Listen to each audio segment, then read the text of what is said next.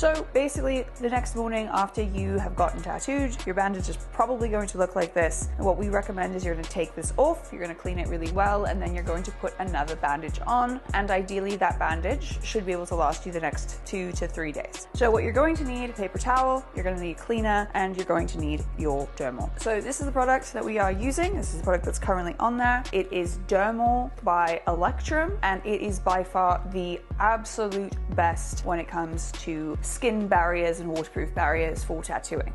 Basically, take it from a corner. You're going to want to pull out and not over. You want to be pulling out away from the tattoo. Now, I do recommend doing this in the shower because this does tend to come off much easier when it's wet. So as you can see, there is lots of ink and plasma. Get yourself a cleaner. I'm using Electrum Cleanse. This stuff is amazing. It is antibacterial soap that you do not need to dilute. You can use it during a tattoo and after a tattoo. So now we're going to give it a good wipe.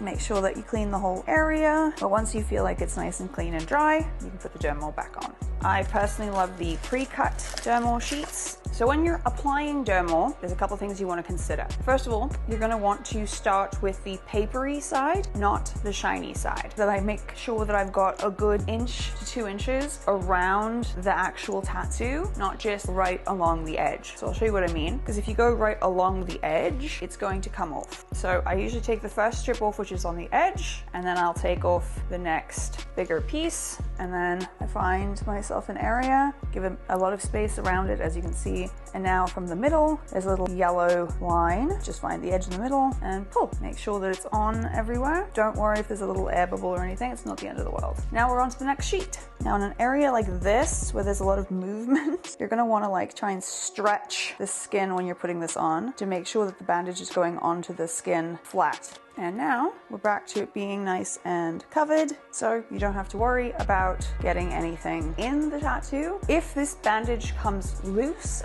or breaks and the seal is broken, make sure you take the bandage off, give it a good clean again, either recover it or just leave it off. I will keep recovering it for the first 24 to 48 hours, and personally, because of what I do, I usually will end up recovering it until the 72-hour mark. But if it is in an area or you're not super active, then you can probably just leave it, unless of course you're doing a dirty sort of job, or you're working outside, working with animals, working with a lot of dust. If you would like to purchase some Dermor, you can do so on electrumsupply.com.